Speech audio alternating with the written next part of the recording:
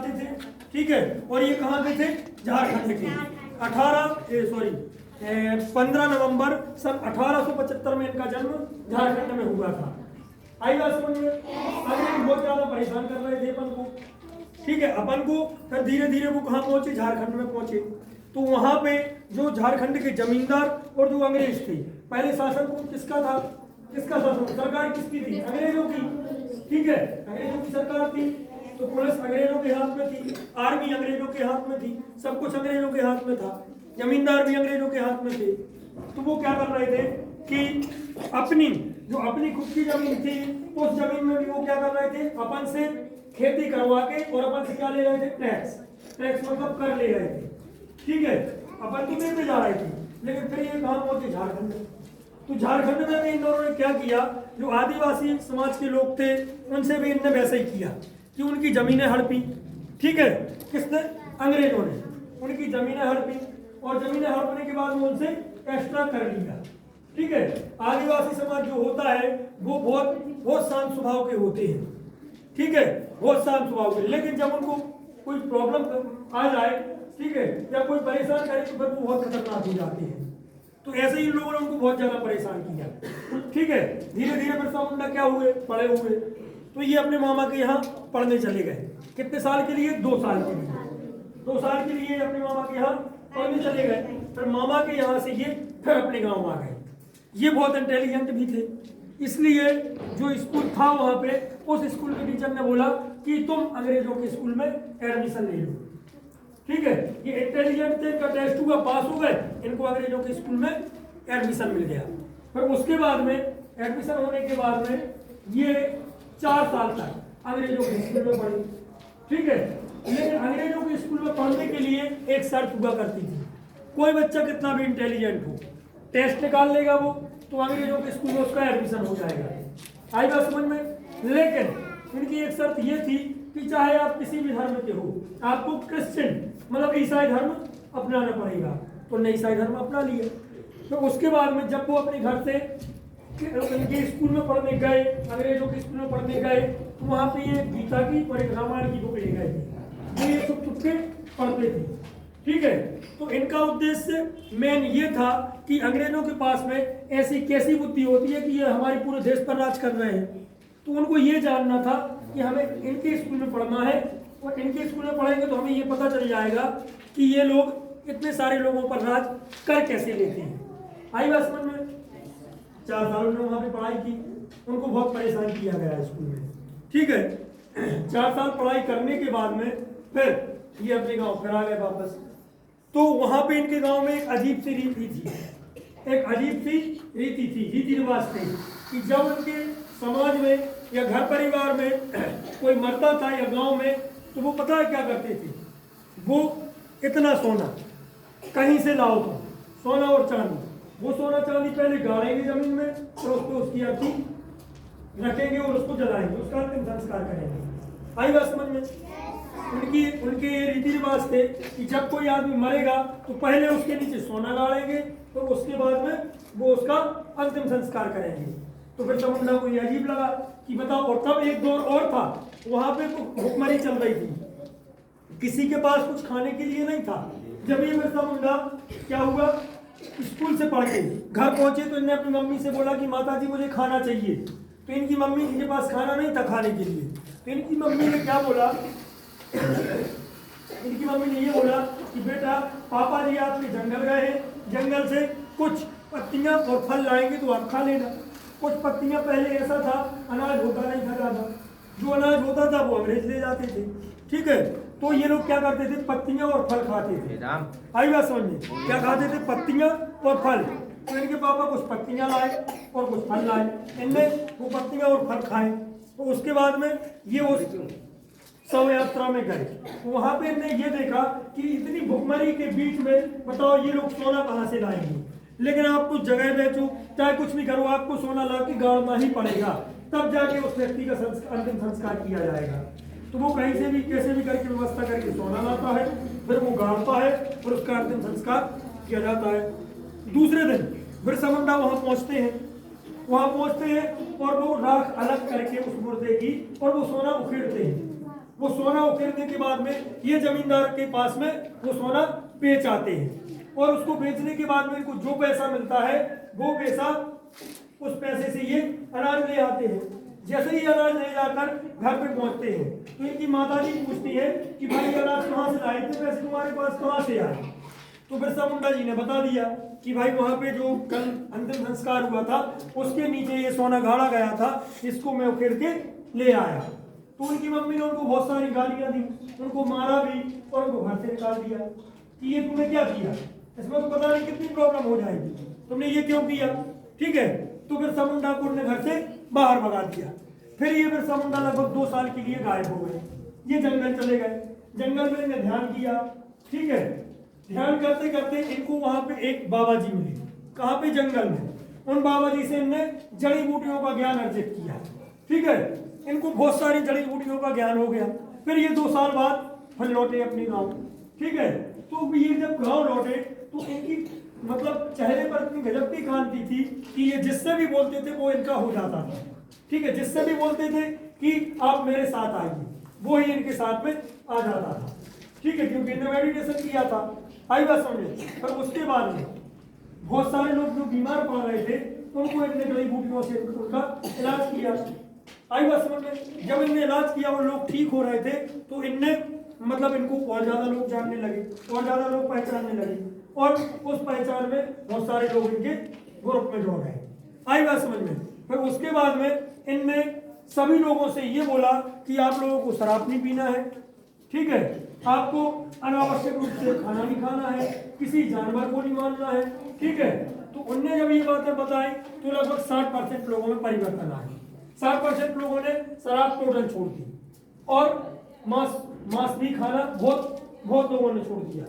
तो उसके बाद में अंग्रेजों के अत्याचार बढ़ते जा रहे थे, वो कर ले रहे थे, वो जमींदारी मतलब वो किसानों को खेती नहीं करने दे रहे थे, खेती करने दे रहे थे तो उनका पूरा अनाज हड़प ले रहे थे।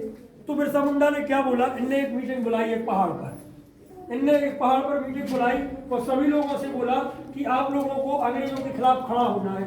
तो सभी लोगों ने हामी भर दी। एक कहावत है, मतलब जब बिरसा मुंडा की जब आप क्या करोगे, बात करोगे, तो उसमें एक कहानी आती है। कहाँ? झारखंड में एक कहानी आती है। लोग बोलते हैं गांधी के पहले गांधी, मतलब गांधी जी के पहले भी एक गांधी जी हुए थे। ठीक है, गांधी जी ने क्या किया था, पहले क्या किया था, इन्होंने शांति का मार्ग अपनाया। फिर बाद में इन्होंने एक नारा दिया था, करो या मरो का, दिया तो पढ़ा है सभी ने, करो या मरो। ठीक है, तो जब इनको आजादी मिलती हुई नजर नहीं आ रही थी तो इनने ये बोला था कि अब या तो करो या फिर मरो। ऐसे बिरसा मुंडा का था। इनने कुछ समय तक शांति से अंग्रेजों को समझाने का प्रयास किया। ठीक है, लेकिन अंग्रेज कहाँ मानने वाले थे, वो मानने वाले नहीं थे। तो फिर इनने बाद में क्या किया, इनने एक सभा बुलाई पर पहाड़ पर। उस पहाड़ पर इनने क्या किया, उस सभा में लगभग 8 से 10 हजार लोग थे। तो इनने 2 झंडे लिए, एक तरफ सफेद झंडा था और एक तरफ लाल झंडा। उन्होंने ये बोला कि ये सफेद झंडा शांति का प्रतीक है और ये लाल झंडा खून का प्रतीक है, बताइए हम क्या करें। तो बहुत सारे लोगों ने क्या बोला कि आप लाल झंडे को काट दो, आप लाल झंडे को काट दो, मतलब अब हम अंग्रेजों को मारेंगे। ठीक है, इसलिए बोला उनके लोगों ने। बिरसा मुंडा की मीटिंग में जो लोग आए थे उनने बोला कि आप लाल झंडे को काट दो। अब उनने जब लाल झंडे को काट दिया तो इसका मतलब ये हुआ कि अब क्रांति स्टार्ट हो चुकी थी, मतलब वो मरने और मारने पर उतारू हो चुके थे। तो उसके बाद में इन लोगों को जहां पे भी अंग्रेज मिलते थे ये लोग क्या करते थे, सीधा जान से मार देते थे, सीधा जान से मार देते थे। ठीक है, इसके कारण अंग्रेजों के मन में और ज्यादा प्रॉब्लम हुई, अंग्रेजों को और डर लगने लगा और अंग्रेजों ने एक मीटिंग बुलाई।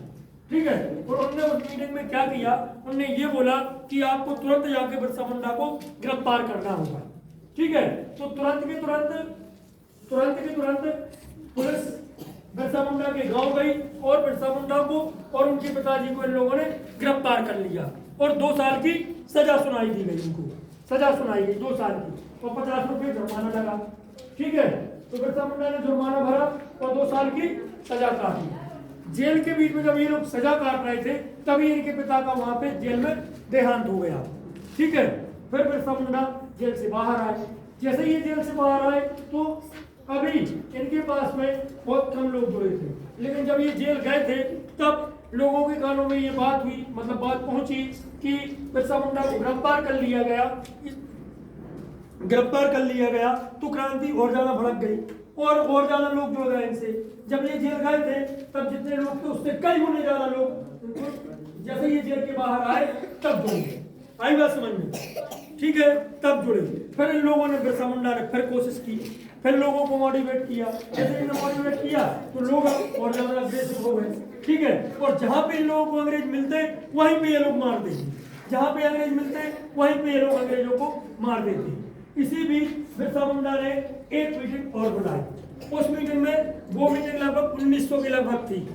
ठीक है, सन 1900 के लगभग वो मीटिंग उन्होंने बुलाई जब बिरसा मुंडा 25 साल के थे, 25 ईयर। ठीक है, तो इन्हें एक मीटिंग और बुलाई। तो जब वो मीटिंग बुलाई तो उन लोगों ने क्या किया अंग्रेजों ने कि अंग्रेजी शासन में पुलिस वाले जो होते थे वो अंग्रेजों ही के होते थे। और जैसे मान के चलो गांव का कोई व्यक्ति ने टेस्ट दिया तो निकल गया, या खरी भर्ती हुई तो अंग्रेजी शासन, मतलब किसी ने पुलिस की नौकरी ज्वाइन की, मतलब वो अंग्रेजी शासन का गुलाम हो गया। जो अंग्रेजी शासन बोलेगी वो करेंगी। आई बात समझ में? तो कुछ आदिवासी भी क्या थे उसमें सम्मिलित थे। किसमें? इनकी मीटिंग में, क्योंकि वो आदिवासी जो पुलिस में थे तो अंग्रेजी शासन ने बोला कि आप लोगों को बिरसा मुंडा की मीटिंग में शामिल होना है। तो वो किसके आदमी हो गए? अंग्रेजी शासन के। आई बात समझ में? जब वो अंग्रेजी शासन के क्या हुए? गुलाम हुए। ठीक है, तो थे कौन? आदिवासी। ठीक है, तो वो आदिवासी जो थे वो उस मीटिंग में क्या हो गए? सम्मिलित हो गए। और वो अन्य मीटिंगों में भी सम्मिलित हुए। तो उन्हीं लोगों ने अंग्रेजी शासन को बता दिया, क्या बता दिया उन लोगों ने? उनने ये बता दिया कि इतनी तारीख को वहां पे मीटिंग होने वाली है। जैसे बिरसा मुंडा ने मीटिंग बुलाई, अंग्रेजी सेना ने क्या कर लिया? घेर लिया उनको। जब अंग्रेजी शासन ने घेरा उनको तो चारों तरफ बहुत सारी पुलिस आ गई थी। इनको चेतावनी दी गई कि आपको चारों तरफ से घेर लिया गया है। किसको? बिरसा मुंडा को और उनके लोगों को। अब बिरसा मुंडा और उनके लोगों के पास क्या थे? धनुष और बाण। बाकी अंग्रेजों के पास क्या थे? गन थी, बंदूकें थी। तो अंग्रेजों ने बिना हिचकिचाए आदेश दे दिया कि इन पे गोली चला दो। ठीक है, तो अंग्रेजी शासन ने तो वहां पे गोली चलवा दी।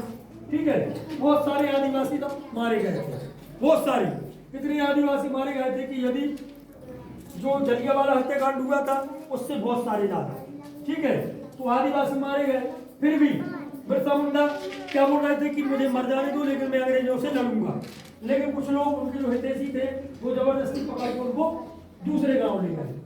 अब इसी बीच एक बात और हुई। अंग्रेजी शासन ने, एक मिनट, सरकार ने क्या बोला था कि जो भी बिरसा मुंडा को पकड़वाने में हमारी हेल्प करेगा उसे मैं 500 रुपए का इनाम दूंगा। उस समय के 500 रुपए और आज के 5 लाख रुपए। ठीक है, बहुत ज्यादा राशि थी ये। तो लोगों के मन में क्या आ गया?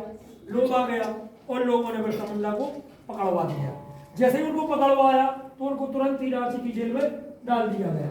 फिर कहते हैं कि वो हैजा की वजह से मारे गए थे। लेकिन कुछ लोग ये भी बोलते हैं कि उनको स्लो पॉइजन जानते हो? धीरे धीरे जहर देना। खाना खा रहा है, कोई व्यक्ति खाना खा रहा है, उसमें इतना एक छटाक जहर डाल दो। ठीक है, तो वो तुरंत नहीं मरेगा। फिर दूसरी बार खाना खाया तो उसमें एक छटाक जहर और डाल दो, तो भी नहीं वो मरेगा। ऐसे वो खाना खाते खाते 15-20 दिन में ऑटोमेटिक क्या हो जाएगी? उसकी मृत्यु हो जाएगी। तो कहते हैं बिरसा मुंडा को ऐसे मारा गया। ठीक है, ओनली 25 साल की उम्र थी उनकी। हम ये बोल रहे हैं कि अंग्रेजों को झारखंड में, उनने लगभग झारखंड को अंग्रेजों से मुक्त करा लिया था, आजाद करवा लिया था बिरसा मुंडा ने। इतने गजब के थे वो, है ना। लेकिन समस्या ये है कि अपनी इतिहास की जो बुक है, अपनी हिस्ट्री की जो बुक है, उसमें बिरसा मुंडा के बारे में ज्यादा नहीं दिया गया है। इसलिए मैंने आपको ये बताया है कि बिरसा मुंडा ऐसे थे। ठीक है, बहुत बड़े क्रांतिकारी थे। अंग्रेज सोचते थे कि हम झारखंड जाएं कि ना जाएं। ठीक है, तो ये थी बिरसा मुंडा की कहानी। आई बात समझ में?